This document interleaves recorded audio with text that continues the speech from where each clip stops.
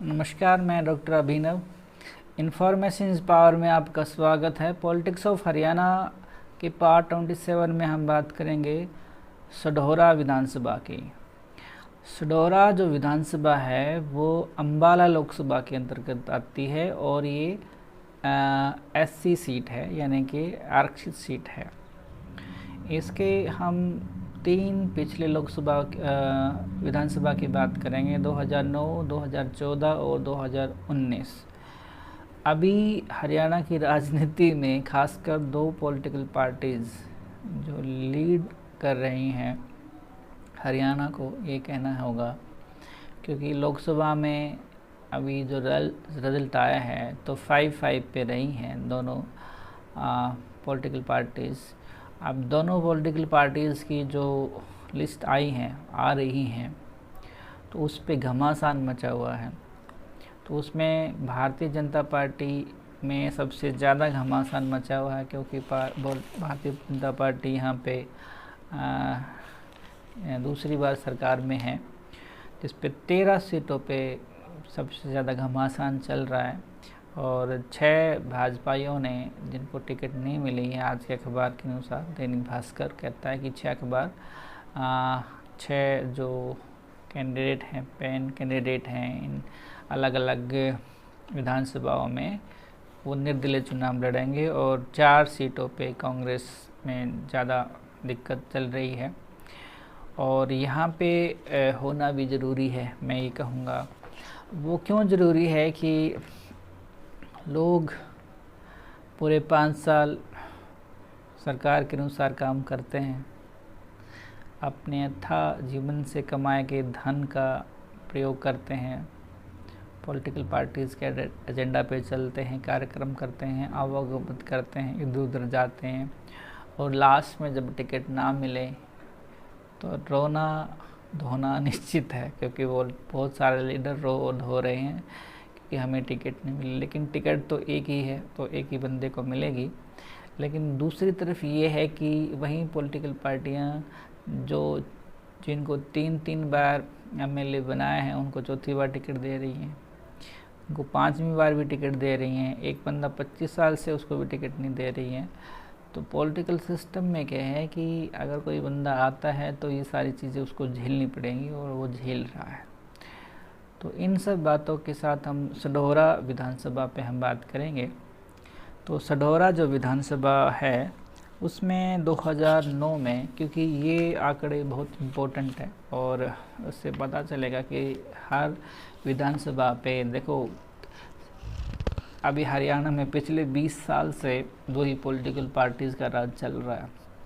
10 साल भारतीय कांग्रेस ने राज किया है, हुड्डा गवर्नमेंट रही है, और 10 साल से भारतीय जनता पार्टी ने राज किया है, जिसमें 9 साल से ज़्यादा मनोहर लाल खट्टर जी मुख्यमंत्री रहे हैं।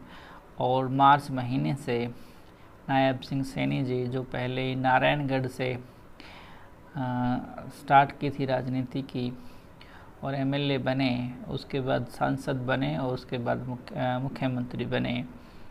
तो पिछले 20 साल से हरियाणा की राजनीति में दो ही पॉलिटिकल पार्टियां चल रही हैं। तीसरी चौथी जो पॉलिटिकल पार्टी हैं वो स्टैंड कर रही हैं, लेकिन कितना स्टैंड कर पा रही हैं ये हमें पता है, इन आंकड़ों के द्वारा ही पता चलेगा। अब 9 की हम बात करते हैं। 9 में भारतीय कांग्रेस पार्टी ने राजपाल जी को टिकट दिया, जिन्हें 47,273 वोट मिले और 35.58% वोट हासिल हुए, यानी कि एमएलए बने। दूसरे नंबर पर इंडियन नेशनल लोक दल ने बलवंत जी को टिकट दिया और 49,000, थोड़ा मिस्टेक हो गया, 46,626 वोट मिले और 30.15% उसको वोट मिला। रवि भूषण जी को बहुजन समाज पार्टी ने टिकट दिया और 24,183 वोट मिला और 18.2 उसको प्रतिशत वोट मिला। निर्दलीय उम्मीदवार लालचंद जी को 10,789 वोट मिला और 8.12% वोट हासिल हुआ। भारतीय जनता पार्टी यहाँ पे 2009 में पहले 5वें नंबर पर थी, यानी कि 5वें स्थान पर थी, और दाता राम जी को टिकट दिया और 4,496 वोट इसको मिला और 3.38% इसको मिला। ये 2009 सढौरा के आंकड़े थे।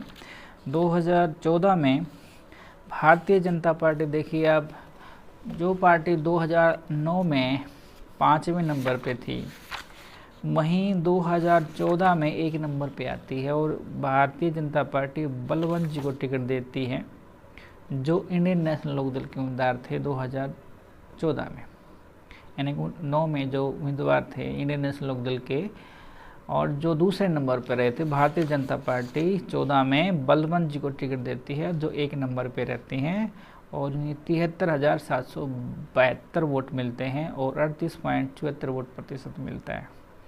यानी कि एक इंडियन नेशनल लोकदल का लीडर भारतीय जनता पार्टी में शामिल होता है, क्योंकि वो 2nd नंबर पे है और वो चुनाव जीतता है और एमएलए बनता है, ये 2014 में।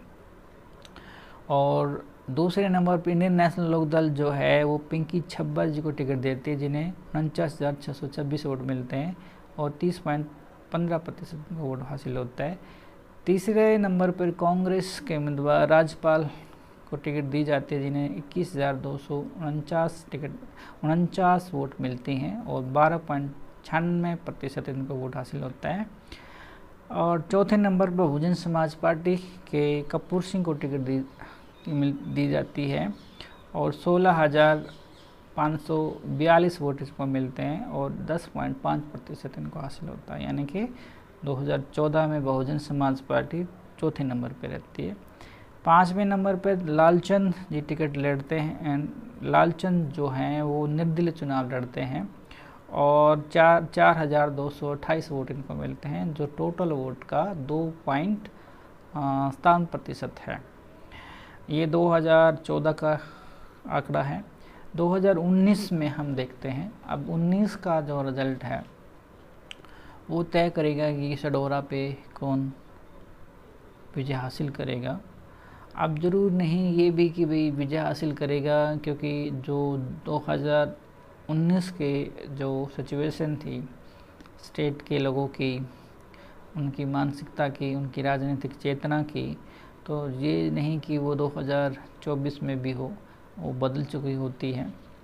तो यहाँ पे 2019 में रेणु बाला जी को टिकट देती है कांग्रेस और 65,806 वोट इनको मिलती हैं और 40.1% वोट हासिल होता है। और दूसरे नंबर पर भारतीय जनता पार्टी के बलवंत सिंह, जो सिटिंग एमएलए थे 2014 के, और उनको टिकट दोबारा से भारतीय जनता पार्टी देती है और उनको 48,786 वोट मिलते हैं और 29.66 वोट प्रतिशत मिलता है। यानी कि वो हार जाते हैं। पहले 2014 में वो जीतते हैं, लेकिन 19 में टिकट दी जाती है भारतीय जनता पार्टी के दोबारा, तो वो दूसरे नंबर पे रहते हैं। तो यहाँ पे क्या है कि तीसरे नंबर पर बहुजन समाज पार्टी सढौरा में तीसरे नंबर पे आती है। पहले जो 4 नंबर पे थी 14 में सही राम जी को टिकट देती है और 25,874 वोट इनको मिलता है, 15.73 वोट प्रतिशत इनको वोट हासिल होता है। और चौथे नंबर पे डॉक्टर कुसुम शेरवाल जी को टिकट देती है जजपा, जननायक जनता पार्टी, और जिन्हें 14,960 वोट मिलते हैं और 9.1% इनको वोट हासिल होता है।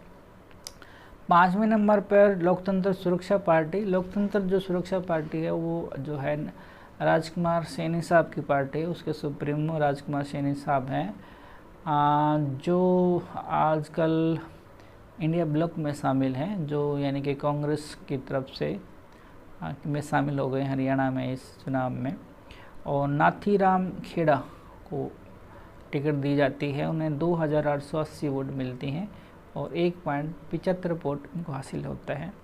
तो यहाँ पे जब इलेक्शन कमीशन की साइट पे जाते हैं हम हरियाणा की पे, तो 258 वोट सढौरा में हैं और 258 सढौरा में है। तो अभी ये जो सीट है अभी 19 में भारतीय कांग्रेस के पार्टी के पास है, जिसको आमतौर पर हम कांग्रेस पार्टी बोलते हैं, उनके पास है। और दूसरे नंबर पे भारतीय जनता पार्टी इस पे सिटिंग है, और तीसरे नंबर पे बहुजन समाज पार्टी। अब ये देखना ये है कि कांग्रेस ये सीट अपनी बचा पाती है, एक नंबर। दूसरा ये है कि भारतीय जनता पार्टी जो बलवंत सिंह है, क्या इनको ही टिकट मिलती है, या सही राम जो है भारतीय जो बहुजन समाज पार्टी के सही राम जी हैं तीसरे नंबर पे। अभी जो गठबंधन हो गया है इंडियन नेशनल लोकदल और बहुजन समाज पार्टी में, वो दूसरे नंबर पे रहती है या वो पहले नंबर पे आती है? क्योंकि पोजीशन बहुजन समाज पार्टी की आपने देखा कि पहले 5 में रही है बहुजन समाज पार्टी, और अकेली। अगर उस दूसरा क्या इंडियन नेशनल लोकदल भी उसमें एक एमएलए रहा है उनका, बलवंत जी, जो अभी 14 में बने थे भारतीय जनता पार्टी से और 19 में हार गए थे। तो यहाँ पे इंडियन नेशनल लोकदल के वोटर भी स्ट्रॉन्ग हैं और यहाँ पे बहुजन समाज पार्टी के वोटर भी स्ट्रॉन्ग हैं। तो क्या इसमें सडोरा की सीट इनके खाते में जा भी सकती, इसमें कहा नहीं जा सकता, क्योंकि ज़रूर नहीं कि कांग्रेस ही जीते और ज़रूरी नहीं कि भारतीय जनता पार्टी जीते। तो तीसरा जो विकल्प दिया है बहुजन समाज पार्टी और इंडियन नेशनल लोकदल ने, तो इस पे सीट पे वो कवर कर सकती है। तो आपने मुझे सुना, समय दिया, इसके लिए आपका बहुत बहुत शुक्रिया।